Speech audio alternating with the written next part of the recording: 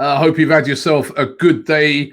I'm starting to be fresher and fresher after that marathon weekend where we did that 24-hour fundraising scheme. By the way, if you still want to give, you can do. The link is in the description. Football Fans for the NHS. We've raised nearly £18,000 on the Just Giving page. When we add in all the super chats and stuff like that, we're going to pass 20 grand. It's absolutely incredible, but we can make it even more. So if you didn't get a chance to donate over the weekend and you want to donate, the link is in the description. Jump on there and give whatever you've got. It will be much, much, much appreciated. But here to discuss what's been going on today in the world of football is Mo. How you doing, Mo? I'm good, Robbie. How are you? Yeah, I'm not too bad, man. I'm not too bad. Yeah, by the way, man, with my food from the other night, I think you said if we hit, at the time, what was it? If we hit, what, 10 grand? No, I said in the next 10, 15 minutes until you have to go off, I'll hand over to United Stand. If anyone gives £100, then that's it. They're invited round my house after the lockdown for some shisha and some good food. And you said, where's mine? So I said, I'll put it on the doorstep for you. And I did. And then I woke up the next morning and there was a fox eating it. You're good. But yeah, it went really well, man. And thanks for coming on and contributing to it. You know what I mean? Really appreciate it. No, listen, credit to you and the United Stand coming together like that and doing something amazing for a really good cause. You know, it's it was you're doing what the government should be doing. It was really pleasing to see how it went, and the generosity of people was absolutely brilliant. So thank you very much for that. But we're here to discuss football. And Mo, first of all, one big subject we got to talk about today is what's happened today. It's been confirmed that the Arsenal boss, Mikel Arteta, and the players are going to take a 12.5% pay cut. Sort of the first of the big boys to agree to do that, but they're taking this pay cut. We sort of discussed it before and said that how it's kind of breaks down is if they get into the Champions League, no pay cut, then they'll get all that money back. If they get into the Europa League, they get back they only have to pay 7.5%. But if they make none of those, it's 12.5% pay cut, and all the players have agreed to it, and the manager. So that will be happening. So looks like at Arsenal, everybody's sort of doing their bit. We heard that Stan Kroenke is going to put a bit of money in to help sustain things through this tough time. So why are you nodding your head? Right? We know that Robbie, tell me that. The Stan Kroenke thing, is that on Arsenal.com? I don't know if I saw it there. I saw it. I've seen it. It was announced. By who? So I saw it on BBC's website. I saw it on a few other websites. Why is it not on Arsenal.com? Well, I haven't seen it on Arsenal.com. So what you saying? You don't think it's happening?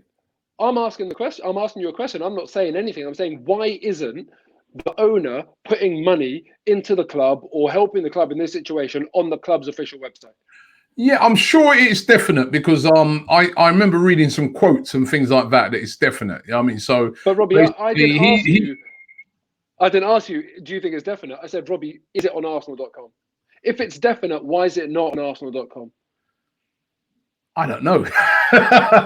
He's obviously very relevant to Arsenal. He's the owner. When it's the manager and the execs, it's on Arsenal.com. When it's the players, it's on Arsenal.com. Where's this on Arsenal.com?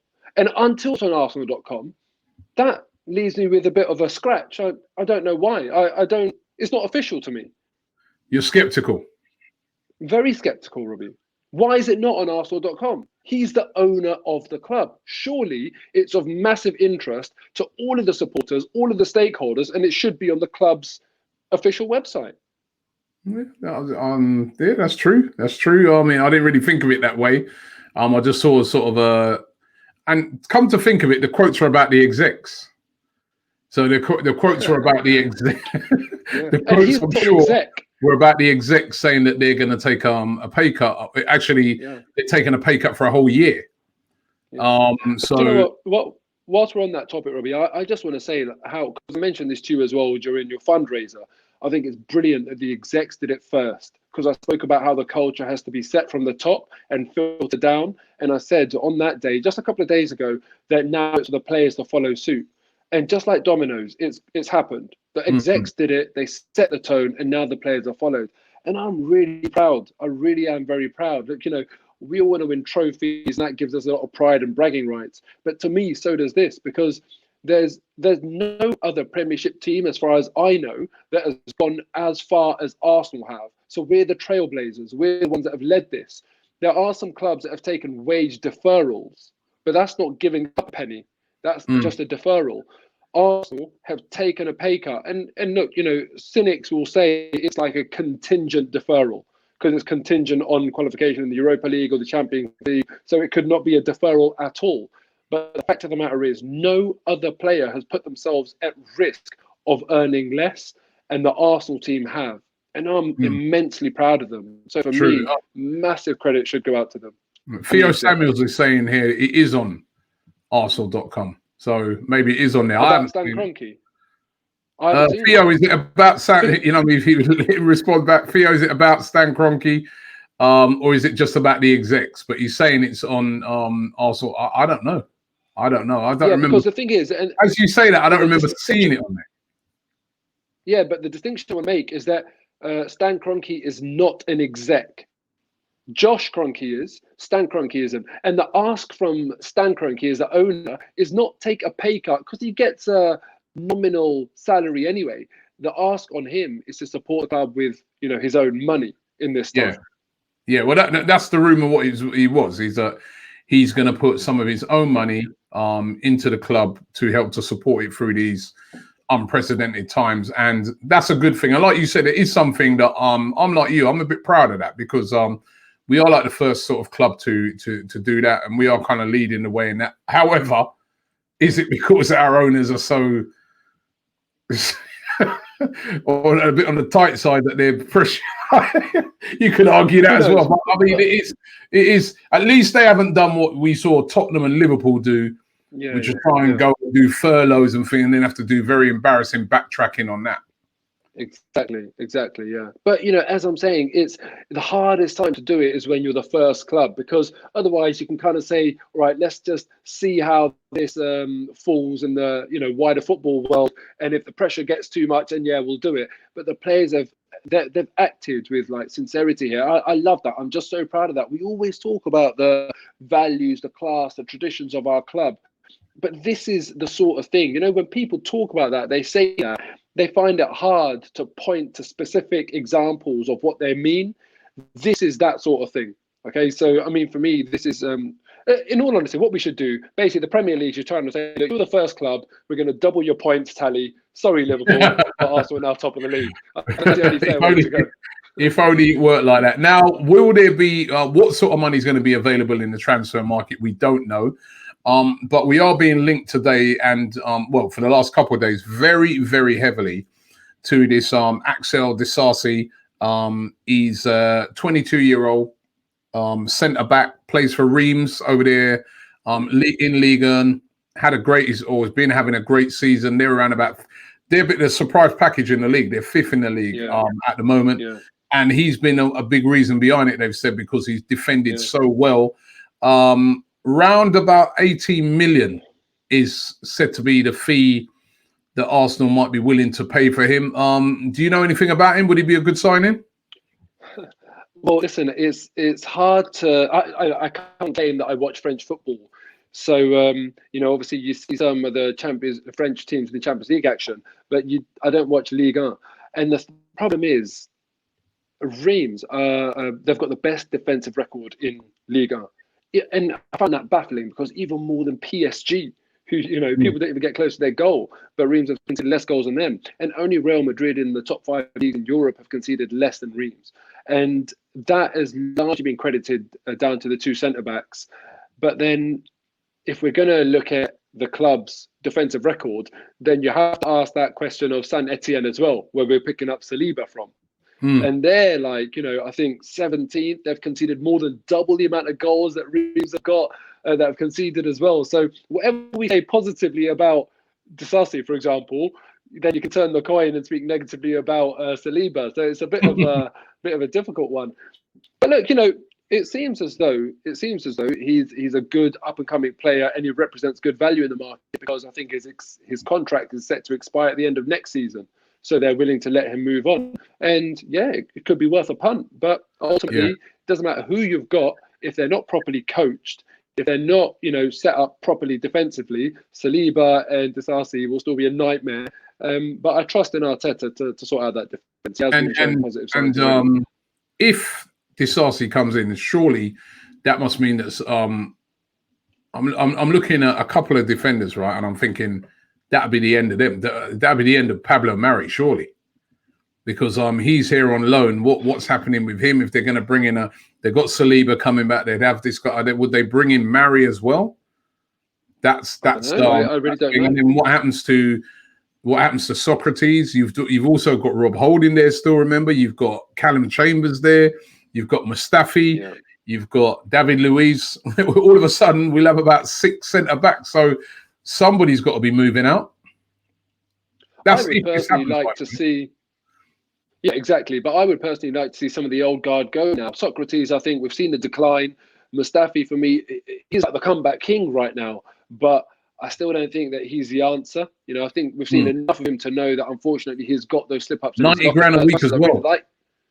Exactly. Yeah, I really like the guy. Don't get me wrong, and he really has come back very well. But for me, I'd like to see him leave, and also David Luiz. David Luiz having a decent season, to be honest. I wasn't a big fan of his signing.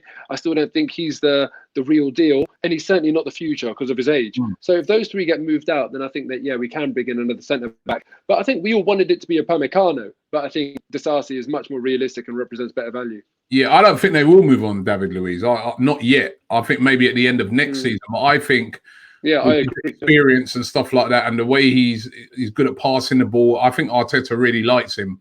I can see him staying in. I can see them moving on Socrates.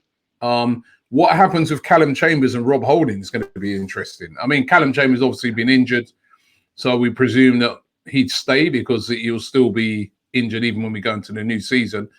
But what about Rob Holding? What happens with Rob Holding? Do we send him out on loan, or what do we do with him? Rob Holding, I rate highly. I really, really think that he's got a big future, and he's also still very, very young. So for me, I'd retain Rob Holding for sure. Callum Chambers, I've always been a bit iffy about him. I really haven't been sure whether I can see him, being Arsenal centre-back for the next 5-10 years. But I think he's shown really, really promising signs before he got injured and stepped up. And also he can deputise at right-back as well, so he's quite versatile. And I do agree with you about David Luiz. I think they will... Yeah, exactly, But I agree with you about David Luiz. I don't think they will move him on. So maybe one of the other two, they will go off on loan for a year until David Luiz maybe leaves the club, but then they'll come back in. And what about Pablo Mari? Because we brought him in. He's not really had a chance yet to shine. He's only had like one game. You know what I mean? And it'd be a real shame for him, wouldn't it? Yeah, but he's shaking the head like you're thinking, who cares? I mean, he hasn't really had a chance, has he? Yeah, he hasn't had a chance. But unfortunately, it is a bit like that, isn't it? Are we excited about him as kind of being our stalwart defender? Is he of that level? If so, let's keep him. I don't necessarily think he is that guy. But look, I'm not there training with him. I haven't seen him. I haven't seen his promise of potential. But no one was calling for him when we signed him. Do you know what I mean? If we were talking about Upamecano, who I mentioned, I'd be saying, oh no, we have to keep him because he's going to be that guy. So look, if Pablo Mari goes or stays, I'm not going to be crying. Now, one of the other stories we wanted to touch on was this one about Robin van Persie. Now, Robin van Persie done an interview where he's basically said that he wasn't asking to leave. He's blaming sort of Ivan Gazidis and saying that he was never offered a deal to stay at the club. And that is why he decided to go in the end. I mean, let me see if I can grab a couple of the quotes that he says. He says he's admitted that he's got regrets in penning an open letter saying that he would not sign a deal at Arsenal. And he's talking about how he really regretted that. Remember, he famously left from Arsenal after having a great season for £24 million, went to Manchester United and ended up winning the league. These are his quotes. He says, when I look back at the whole situation, I have to look at myself as well. Where could I have done better, or could I have done something differently? If I look back, that open letter, I should not have done that. He says that, but he does have a pop at Ivan Gazidis, saying that, he didn't offer him a new deal. He didn't offer him a new deal. There was one quote that he said, I was just trying to find it, where literally he's just trying to find it. He goes, yeah, he said, so here he was asked about how Arsenal fans are really, really disappointed that he left Arsenal. And he said, I get that. He says, but I can promise you on my kids, if somebody comes with proof that Arsenal offered me a deal, I will give you £1 million now today. It was Arsenal's decision not to offer me a deal, and it was up to them. After many conversations, it became clear that we had different ideas about the club. So he's saying that he left because he wasn't offered a deal. What do you think? Do you know what? Yeah, I mean, if he's saying, oh, this whole £1 million thing, swearing my kids, all that sort of stuff, I believe him. But then you've got to ask yourself, well, why wasn't he offered a deal?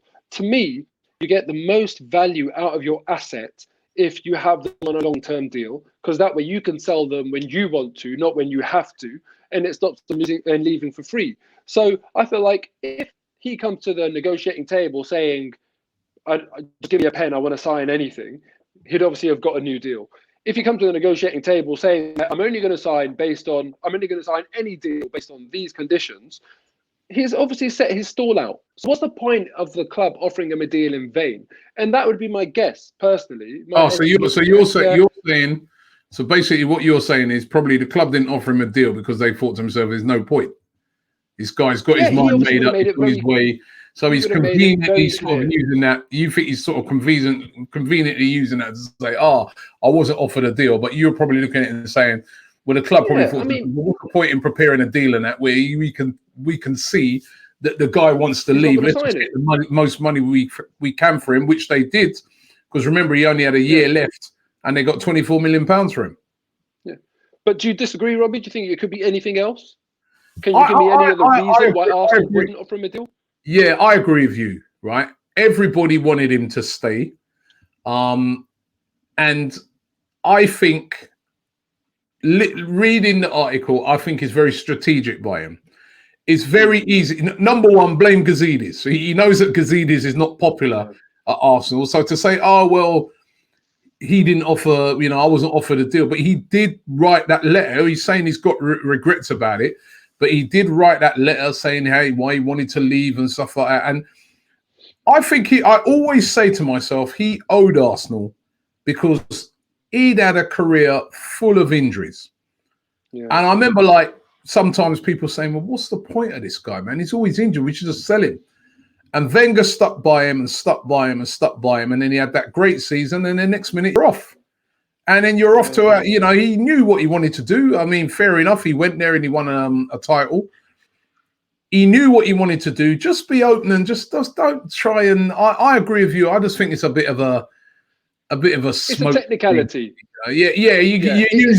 He's getting out of this on a technicality. They didn't offer me a deal, so therefore I left. Well, they didn't offer you a deal probably because of what you said before. That's quite clear to me. Because I can't think of any other business reason why Arsenal wouldn't offer him a deal.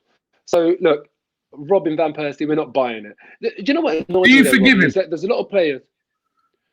It's not about forgiveness, Robbie. It's not about forgiveness. The only thing that Robin Van Persie could have done to prove that he made the right decision is to go and win the league and the Golden Boot. And I think he won the Golden Boot, but he definitely won the league. Yeah. So fair enough. He's not an Arsenal fan. He's not a boyhood Arsenal fan. It's not about forgiveness.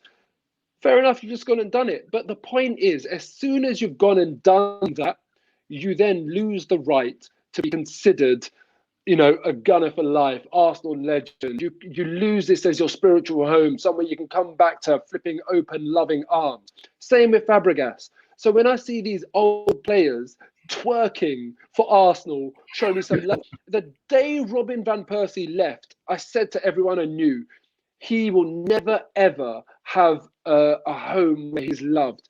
Maybe Feyenoord, maybe that's what he can, go back. But at United, they've got bigger legends than him. They've got people they love more than him, who did it for longer and did more than he did. At Arsenal, he made his memory very bitter. He doesn't have a home. You look at Ian Wright, you look at Ray Parlour, you look at Santi Cazorla, you look at Patrick Vieira, Dennis Bergkamp, Robert Perez, Sol Campbell. These are players that are cherished by us. Robin van Persie, you chose a title over that, over your legacy, over belonging. So enjoy that medal. What can I say? It's not about forgiveness. Yeah, there's stop twerking. Lots of mixed things on it. This guy here, Jeffrey, says he's a traitor. Carol says RVP was a class player, but not a class person. Aubameyang, Aaron saying Aubameyang will do the same. Now, it is a similar situation at the moment. The guy makes a good point. Yeah. This is a similar situation. Aubameyang, as far as we know, has not been offered a contract. There's been no talk in it, because a lot of times you hear clubs say, well, we put a contract down and we're in negotiations. I ain't heard none of that. Yeah, but Robbie, again, it comes down to this. If I was Aubameyang or his agent, I'd be going up to the club and I'd be saying, your top performer should be your top earner. Aubameyang's your top performer, no dispute about that. Your top earner is Mesut Ozil, so that's the number we need to sign. Anything else, don't bother calling us. I think that would be a fair negotiation strategy. 350 grand. The club can't afford 350 grand. Robbie, it doesn't matter what the number is. It doesn't matter what the number is. Can anyone make a case for Aubameyang not being the top earner based on performances? No, but if it's not there, what can you do if it's not there? Then you don't offer him a contract. And that's why I think they might not offer him a contract. Because the point is, and it goes back to the Van Persie thing, the club will know where they stand before they naively put a contract in front of him. And I think if he's made his position very clear, I deserve to be top earner, make me top earner and I'll sign, then the club won't offer him a contract because they know it will just get rejected. So that's the point on that. But Robbie, I want to go back to the Van Persie thing as well quickly. Yeah. I've reread his open letter when he left the club, or when he made that public. And I honestly, all Arsenal fans, go back and read that. And knowing what we know now, you can read between the lines. You can see how he specifies Mr. Gazidis, showing him no love or respect. But then you can see how he shows a lot of love and respect for Arsene Wenger in that. And he does try to pin it on Gazidis a little bit. But what annoyed me about his open letter, I don't think there's a problem with writing an open letter and being honest. But if you're going to do it, be fully honest, be fully transparent. And he kind of spoke in code about not seeing how the club's going to move forward and not being aligned. Tell us what we need to know as fans, because then we'll actually see your point of view. And then also, two things that he wrote in that I think really messed up the tone of the letter for him. He said, I've had a great season personally, but I want the club to get back to former glories. You don't need to add that in there. It seems very like narcissistic or like self-absorbed that you're talking about yourself. That is the first thing. The second thing was that he said, the conversation I've had with Mr. Gazidis and Arsene Wenger have not been about contracts at all, not been about financials at all, because that's not my priority. He made it sound like I've done better than the club, I'm performing better than the club or my teammates, and I'm not really that bothered about signing. That's what it sounded like. Whilst I think the reality, he should have been a bit more specific, because he mentioned the 7 key points that he put forward to Ivan Gazidis, and Ivan Gazidis didn't agree with a single one of them. Tell us what those 7 points are. Be fully transparent. And I think he would have got a lot more sympathy. But that sympathy evaporates as soon as you join Man United. You can do whatever the hell you want. You can flipping wash the stadium with your bare hands before you leave. If you join United, we don't care. And I've got to say, right, the comments that are coming in, I don't see a lot of sympathy for Robin van Persie at all. RVP, you rat. And there's some even more twerking, Robin. I don't think Stop people twerking, are Robin. Stop. Yeah. I mean, this guy says RVP is a legend, bro, but I think that guy, as I can see from his avatar, there's a Man United fan, right?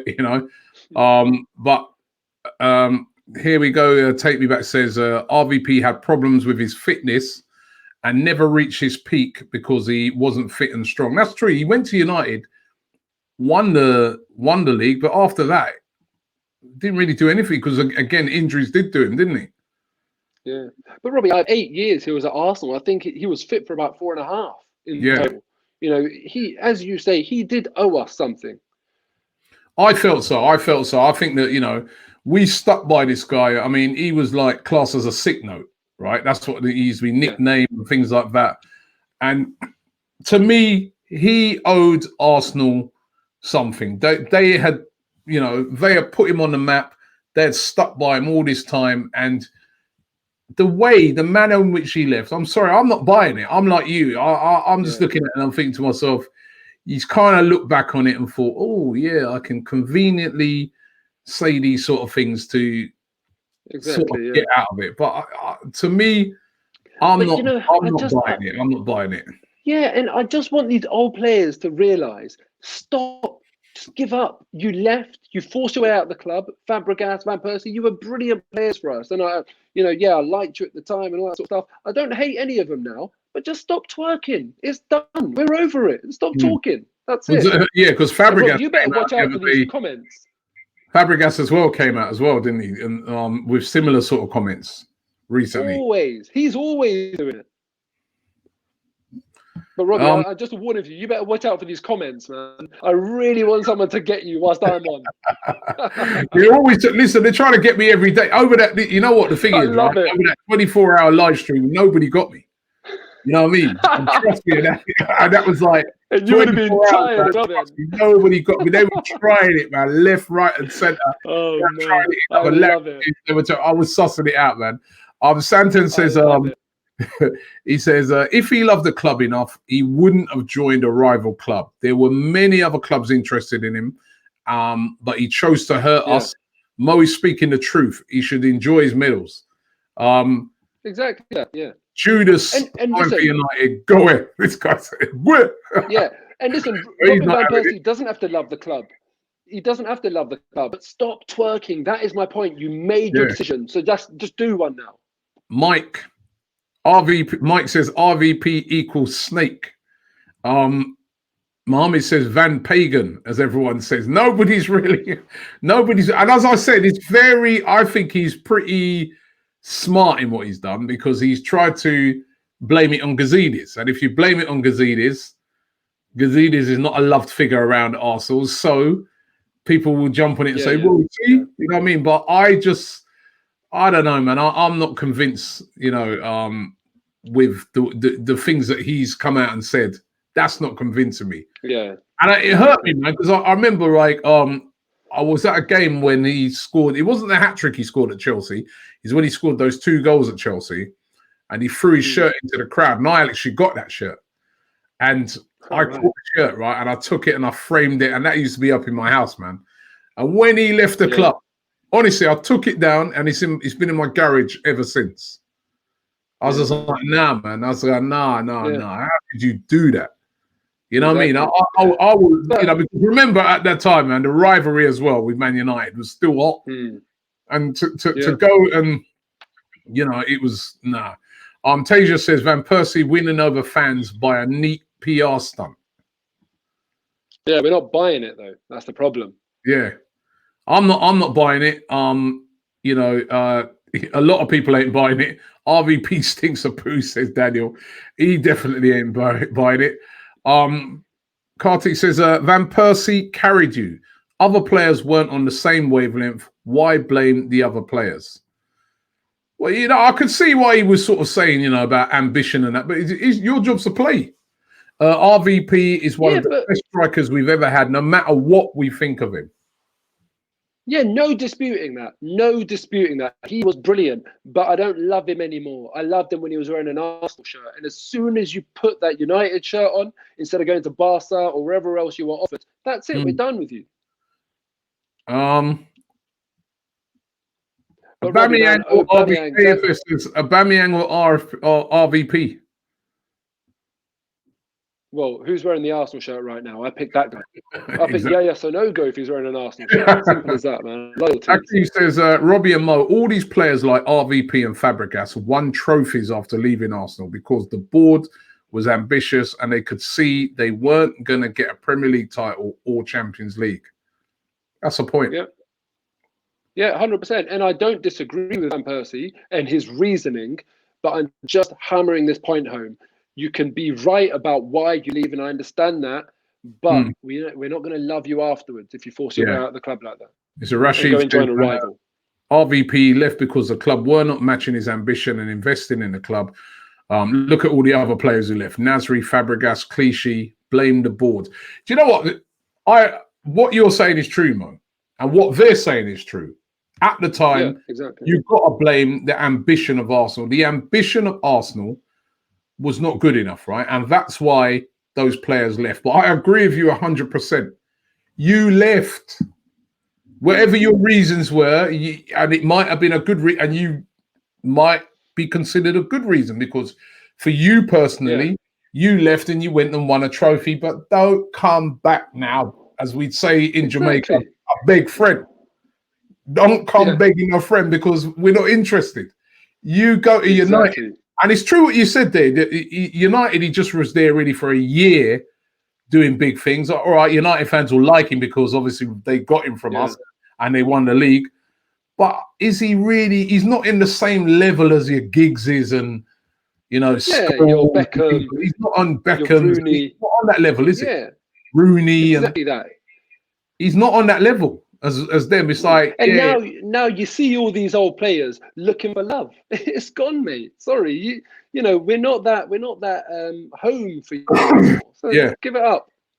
Derek says, I believe him because he isn't the only ex-player saying this. Sucks he went to United though. We will be having this conversation about Aubameyang next. Let's spin it back that way. I mean, the guy makes a great point. And that was, when did RVP leave now? That's what? How many years ago is that? That's long time. Yeah. It's and I'm not saying that. Well, I agree with you. Really tickled me, man. I agree with you. And we're still doing it again now. It's RVP all over again. It's Nasri all over again. It's Fabregas all over again with this Aubameyang situation. Why have they not sat down and offered this guy a new deal? Why? Robbie, I've just got to say, the missus just walked in and give me some fresh Kashmiri tea, man. Look at that. Is that tea? That looks all right. What's all fresh that Kashmiri chai. Man. What's some bits in Rose petals. Rose petals. Honestly. I swear, fresh Kashmiri chai with rose petals. I never ever want lockdown to finish. Seriously, I get rose king. Oh my God, man! Jesus Christ! Listen, it was her birthday yesterday. If the day after your wife's birthday, you're getting tea served to you with rose petals, you know you did a good job. Oh yeah, I forgot. Yeah, happy birthday to her, man. Yeah, I mean, lovely lady, of course. I'll pass it on. Rose petals. I've never seen that before. I got my water. but where were we? We're talking about Aubameyang. Yeah, we're saying Aubameyang. We're doing it again. We're doing it again. Nasri again. It's Fabregas again. It's Aubameyang. It's RVP again. Why is I've said this now for weeks. What worries me about this whole situation is that I don't hear no talk of a deal. I don't hear you Arsenal coming out and saying, well, we've got a deal on the table, we're just waiting on Aubameyang to sign it. There's nothing. Yeah, but Arsenal don't do that, do they? We always kind of speak after the event. They're not going to let no player run down to a left, so there's a year in their contract, right? Why is this guy in this situation? Saka, no talk of a contract. Now, I heard they said that it's only because of the coronavirus thing they were planning to sit down with him. But why are these? What are we waiting for? What are we waiting for? Is it just because they want him to go? Is it because they're thinking to themselves, you know what, we could cash in. We could cash in on Aubameyang. That's the impression I get. And if they do this again, Because But Robbie, it's not. It doesn't make sense to cash in when you're in a weak negotiating position, and you're in a weak negotiating position when someone's about to leave or their contract's about to expire. So if they sign him, if they put him on a decent contract and commit him, then you're in a decent position. But two factors here, right? I think they might be slightly stung by the Özil situation right now.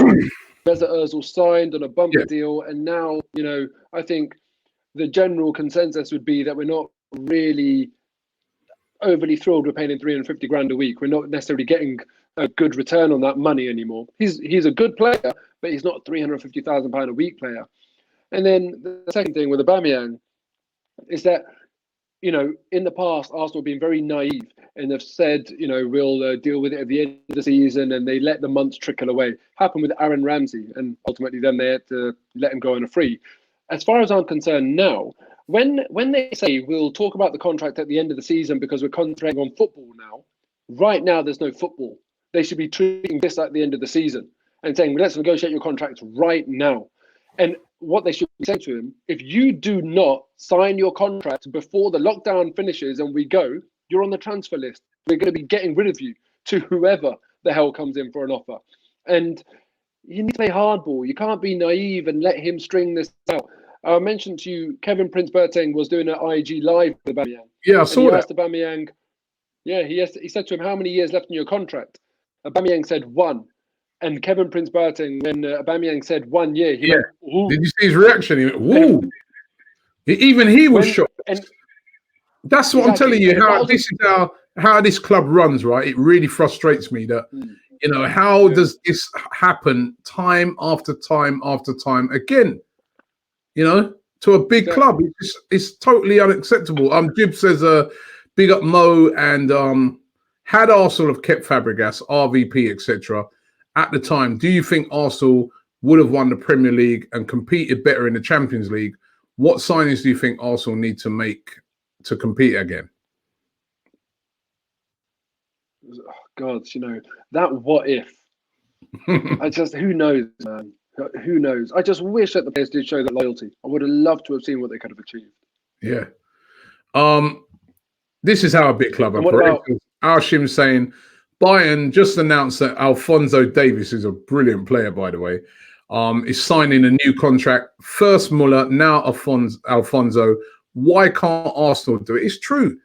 And do you know what? I want somebody out there, right? Because we're sort of in the middle of doing the show, but I want somebody out there to make a list and send it through to us of the top, the players, brilliant players that we've sold, right? That if we would have kept, could have elevated us to do something. There's a long list of players. I mean, that we have gotten rid of. Ramsey's another one.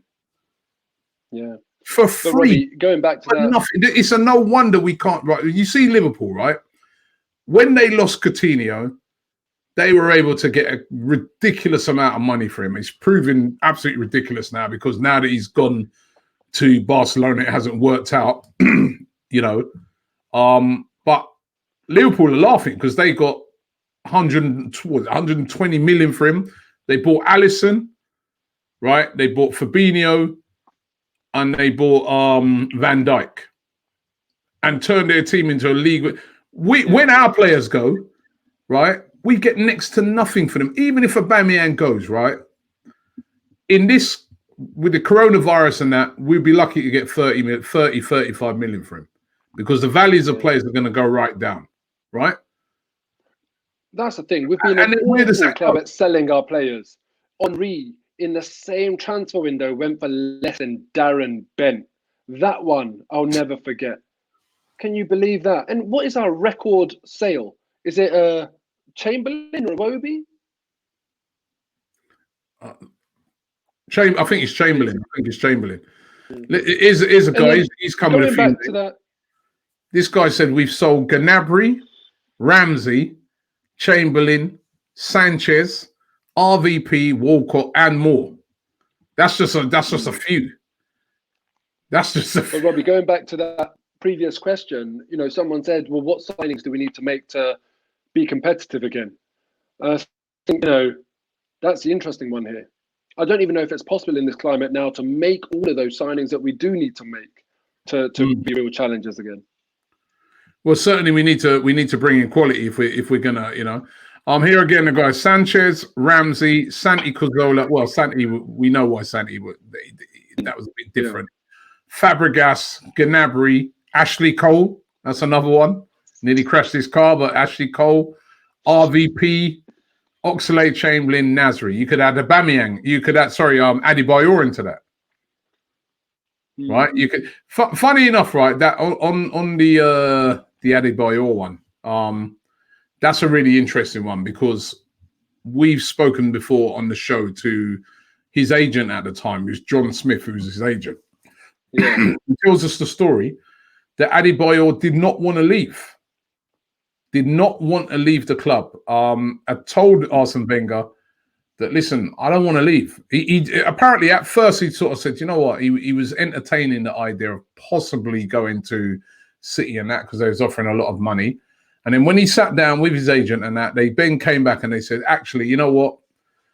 We can see that the fans out there are showing Adebayor a lot of love. This club's the sort of club that's made him. He wants to stay. Arsenal turned around to him and said, well, we want you to go because we've been offered a load of money for you from City. Yeah. That's facts. And that's how he got started. And he got a lot of stick off of Arsenal fans. But actually, he did not want to leave. He did not want to leave. That's when we needed to sell. So it works both ways. Yeah, but that's when we needed to sell because the stadium. But, it is interesting how football works because even if you listen to Ian Wright, for example, when he speaks about his transfer from Palace to Arsenal, he got called into the manager's office for Steve Coppell, and he said to him, we've accepted a bid for Arsenal, from Arsenal. It's not a case of, Ian, look, do you want to go and that sort of thing. It's just a case of that's it, it's done. And I've spoken to or listened to a few footballers, and I find that baffling that they just get told. So, I believe that story, Robbie.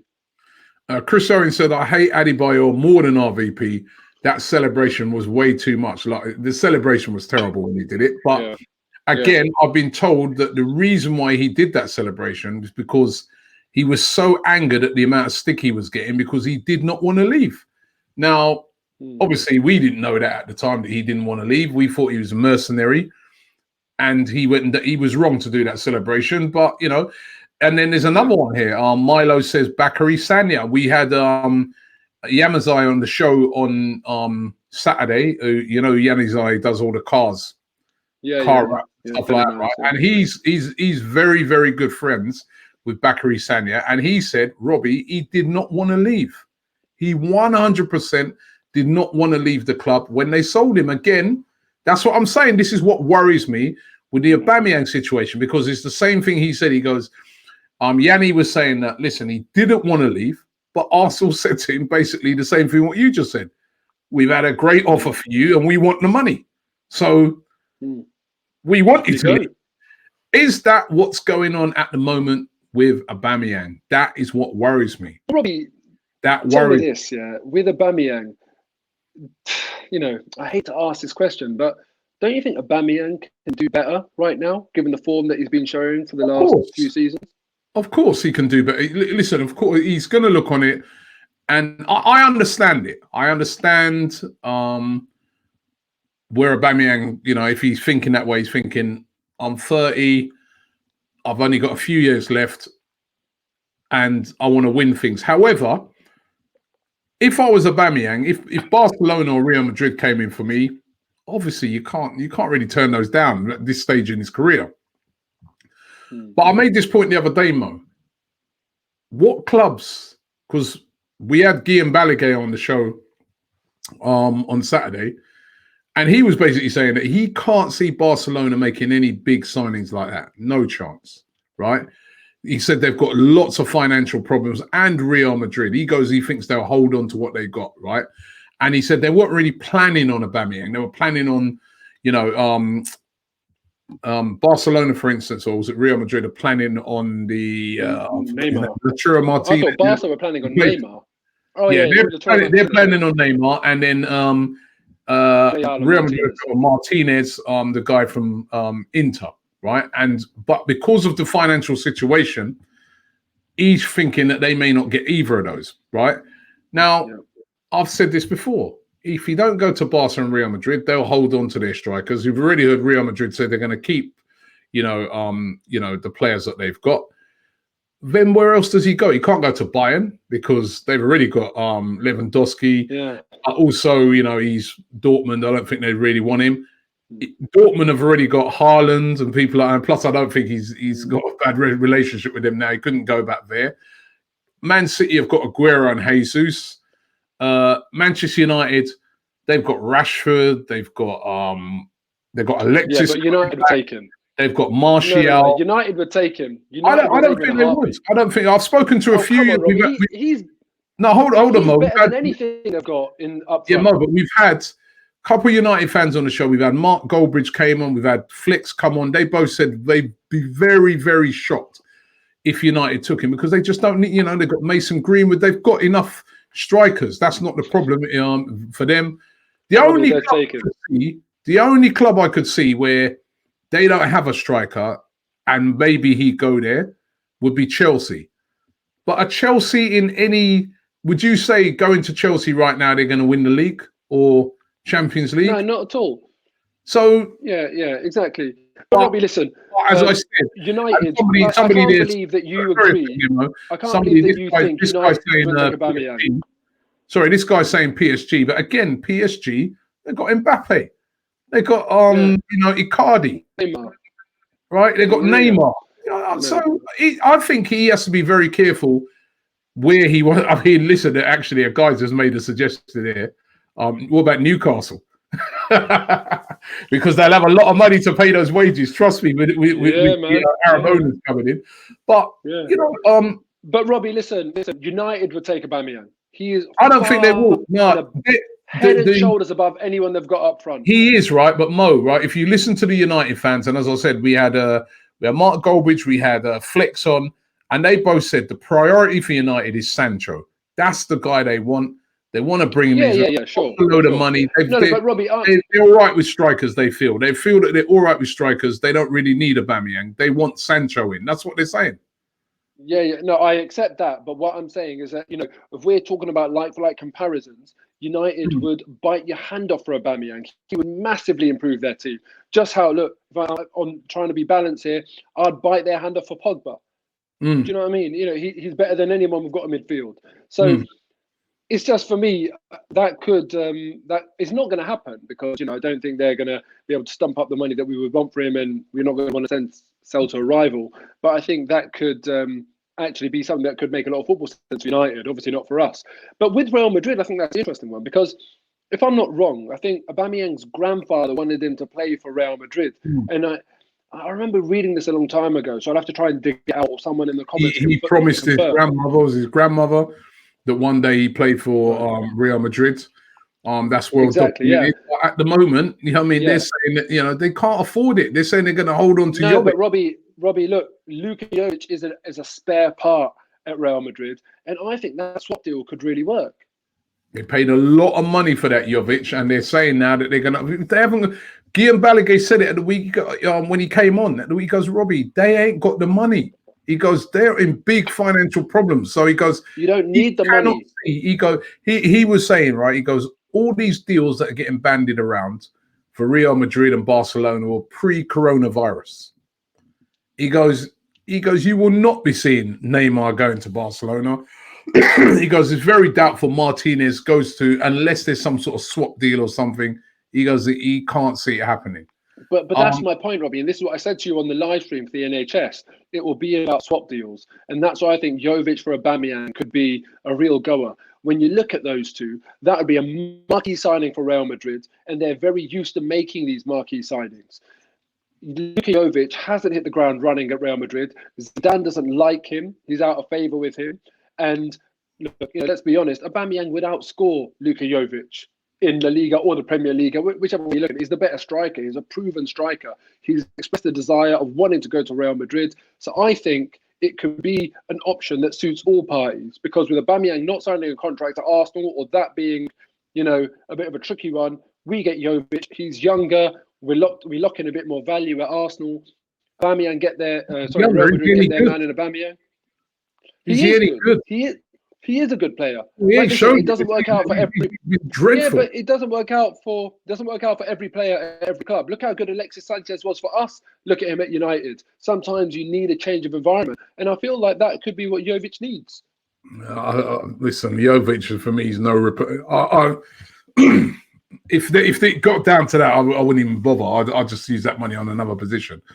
Trent says, I think every club would take him, considering the price he could go for. With him, what's going on at the moment, I doubt we will get more than 40 million. We won't, especially now. We won't get 40. No chance will we get 40 million. Another one here. Fun fact. Sorry. And that's why it's got to be a swap deal for me. All right. Fun fact: United didn't want Lukaku and sold him for 70 million this summer. If Lukaku had played for Arsenal, he would have left for free. That's probably true. Probably true. You guys right, man. I don't know what's been wrong, and these guys came in and they said that this wasn't going to happen again. And it's happening again. Well, it might not, Robbie, and that's the thing. They've got a year now to sort this out and not let him run down the contract. So that means he has to go this summer or he has to sign this summer. It's one of the two. And coronavirus makes it a lot more difficult. And that's why if I was the hierarchy at the club, I'd be looking for these swap deals. I'd be looking at clubs. Who wants Aubameyang and what have you got? Yeah, I think it's more like they're looking at it and thinking not swap deal. They're more looking at like they would cash in. Like they've got a history of it. They've got a Van Persie, which we've been discussing tonight. We got a history of doing that. That's why we've had no chance of winning the title over the last few years, because the last 10 years or so, because we are always, when we get a good player and he's doing well, off he goes. Alexis Sanchez, doing brilliant, he's gone. Aubameyang now looks like he could be going. Nasri started to play brilliantly, off he went. Robin Van Persie, killing it, goes to our biggest rivals. Fabregas, it's just that. When does this end? When does the owner of a club sit down and say, no, we are not selling our best players anymore. They are staying here and we are going to build a team that can challenge for the league, because you don't. And even are starting to see it creep into the mentality of Arsenal fans, where they're like, well, you just did it. You just did it, actually. Swap deal.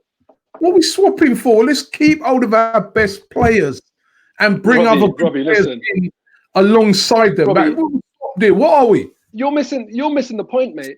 I'm not saying we should be swapping Aubameyang. I'm saying that if he doesn't sign, what do we do then? So you tell me, what would you rather do? Another Ramsey situation with Aubameyang and he leaves for free next season, or we get a swap deal for him this season? I hear you on that, but why has it got to this situation? And that's what I'm saying is I'm getting really frustrated and annoyed with Arsenal, because as I said, there's a pattern. There's a pattern year in, year out at Arsenal where they do that.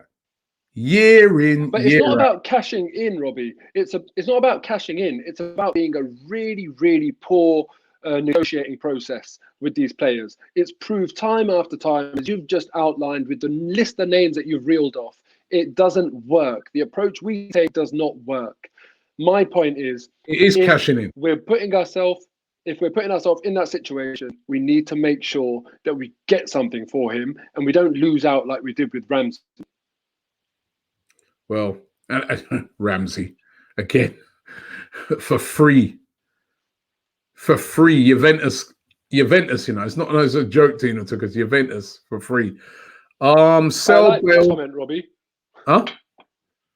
I like this comment. Real Madrid will sell Bale, Rodriguez, Vasquez, Ceballos for Oba. I'll take that. 4 for 1. And can you see that happening? No chance. No. This guy says, sell Aubameyang and bring in Glenn Murray. Well, with these guys who own the club, mate, you wouldn't even put them part. It wouldn't put you past them. I tell you. Honestly, I'm so we're here and we're talking about this whole Robin Van Persie thing, but we've got another similar situation right on our doorstep right now. But Robbie, you know what I would say. What I would say is that with Aubameyang, and I've made the point a lot, right? There's probably about 20, 25 men walking this planet who can do what Aubameyang does. I think sometimes people forget how exclusive and precious this group of people are who can score goals for fun year after year. You look across Europe's top 5 leagues, there's not that many of them, you know? And for that reason, it's never worth selling them. If you have one of these in your team, just keep them. And that's why when people talk about selling Aubameyang because he's coming to the end of his, footballing age and that sort of stuff, I don't entertain that conversation. I don't want to sell Aubameyang because he gives you goals. What is the point of selling him and then spending that money on someone who you're hoping will do the same job as him? You might as well stick with what you've got. It's only when we're speaking about him potentially leaving on a free where you're forced to act. But if it was up to me, he'd sign a contract and we'd just say, look, you retire here. As long as you're scoring goals, we want you here. I'm going to do a couple more. Raddy says, will you take Aubameyang and 30 million for Griezmann? Yeah. Do you rate Griezmann? Yeah, you'd have to. I do, yeah, but he's not going to get you as many goals as Aubameyang will. But obviously, I rate Griezmann. He's a brilliant player. Yeah, I rate Griezmann. I was trying to get this one. Arsenal should bring in Rodrigo if Laka decides to leave Arsenal. Rodrigo as well, though, is 29, going on 30.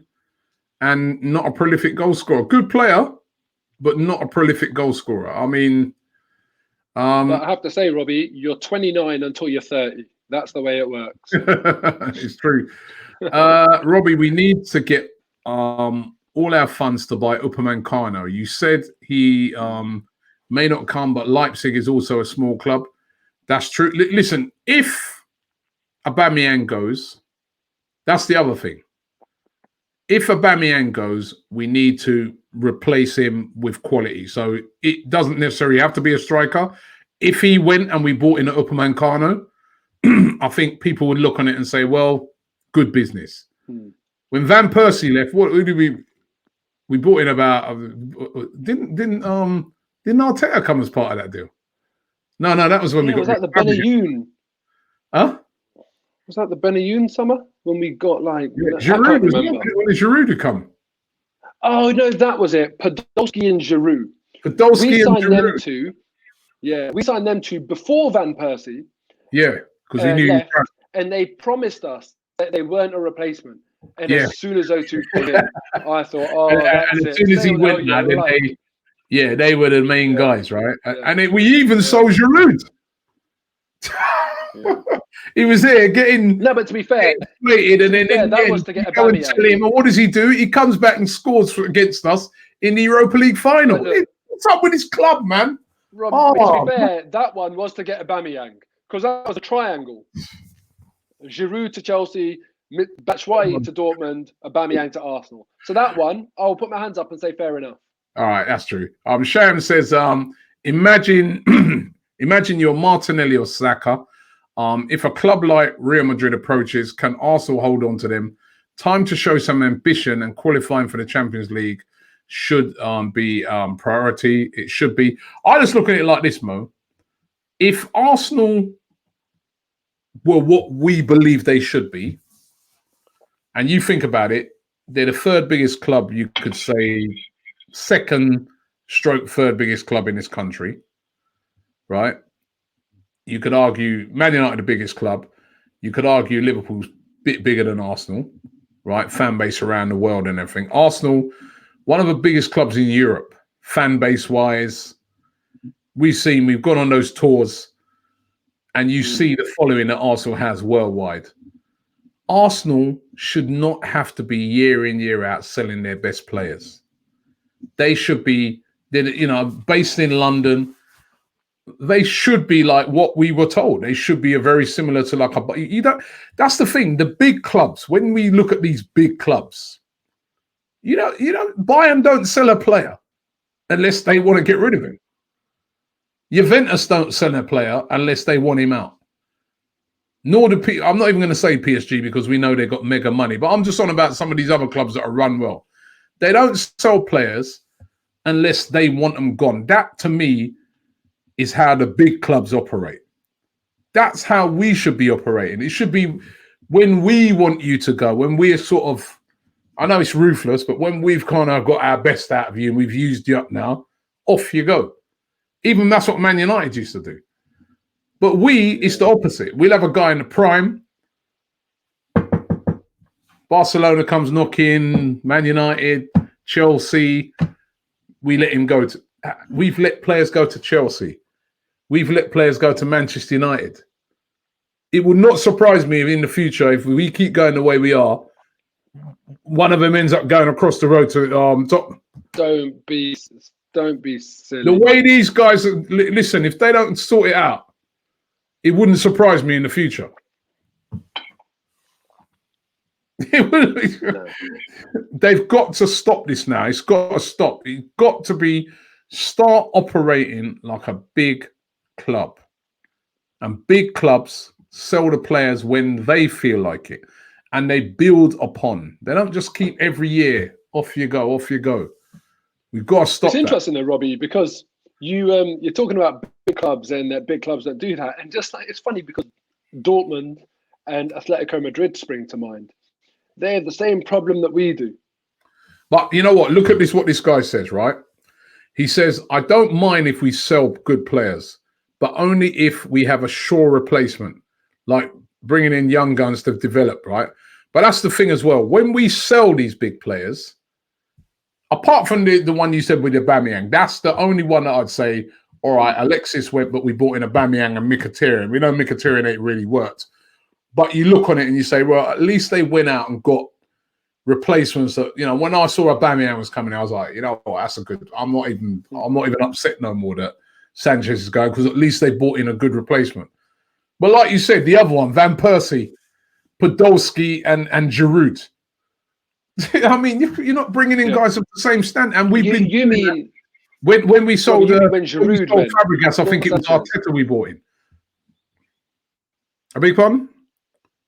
You mean when Giroud went, that let us get Aubameyang? Because obviously Alexis was just a swap deal with Mkhitaryan, but when Giroud went, because that was fair enough, because we're getting someone like Aubameyang. But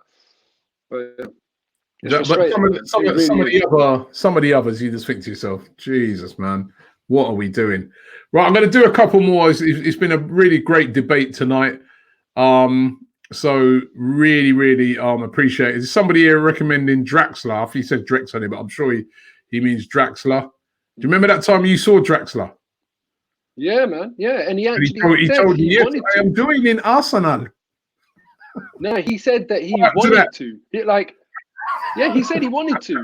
But you know, where is he then? I think the Draxler boat has sailed. I think, like, you know, Draxler isn't someone that we're seeing clips of doing the rounds on social media every week. He's not, you know, killing it when now we'd be saying to him, oh, we're desperate for you to come to our club. So I think that boat has well and truly sailed, and I don't really think he ever maximised his potential, unfortunately, Draxler, because he was a prospect and a half. Question I'm asking you is that you told us that he was coming. Where is he? I didn't, Robbie. You sure? 100%. I'll pull out the tweet for you. Are you going to do a Van Persie now? Oh my God! Right, let's get one more comment before we go. Let me just I'm trying to find someone who hasn't spoken about something that we've already, or touched on something that we've already touched on. Well, this one. All right, this one. Ziyech wanted to sign for Arsenal. He's gone to Chelsea. Oh, yeah, man. So this one hurt. Chelsea. For such a good deal as well. 30 million. Man, that one really wound me up. Mo, that's the transfer policy of Arsenal Football Club. I want to thank you, Mo, for coming on today. Really appreciate you coming on, mate. And also, once again, thank you very much for all you did at the weekend as well. That was absolutely brilliant for the live stream, football fans for the NHS. You were brilliant on that as well. So thank you very much for that. So big up to Mo. You're going to go back to your rose petal tea now? Yeah. I've finished. The thing is, yeah, everything comes with a cost. So now she's done this for me, I need to go and be nice to her all evening. So that's it, man. I've got a recommendation for you: a rose petal bath. Do you know what happens in the bathtub stays in the bathtub? I'm not going to be discussing That's that true. with That's you. true.